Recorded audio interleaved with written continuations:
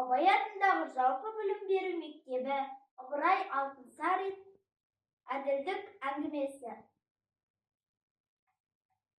Хусейін қазының терезесінің түбіне келіп, екі жаман киімді тіленші: Құдай үшін қайыр беріңіз. Құдай өзі береді, барыңыз. Пайғамбар ақы үшін. Тіленшілер, енді басымды ауыртпай кетіңдер, деп ашуланып, қазы оқып отырған кітабын жерге атып ұрды. Қазы, бисарашылыққа бірдеме берсенші, деп тіленшілер кетпей жылап тұрды. мынау бір-екі қыдырындыны зынданға тастаңдар, деп, бірақ ол арада тіленшілер жоқ болып кетті. Онан соң, 3 күн өткен соң, қазыға көп қонақтар келіп, той болады. Қазының үйінің іші жарқыраған алтын, шамасыз сәуле.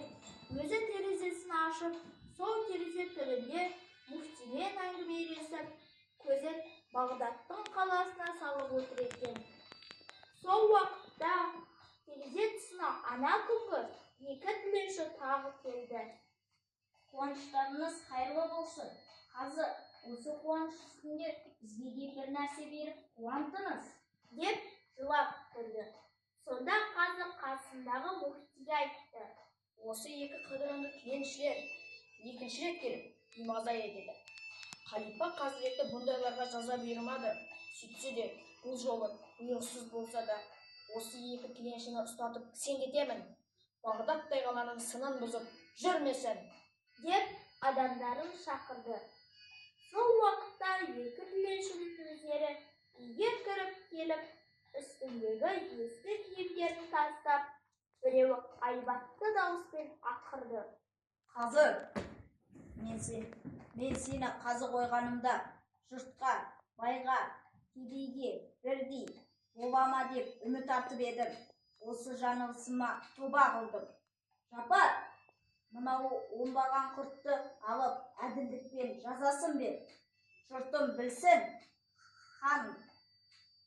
білсін, хан құрығы ұзын екенін. деп жиылған қонақтар бұларды танып, аяқтарына жығылысты.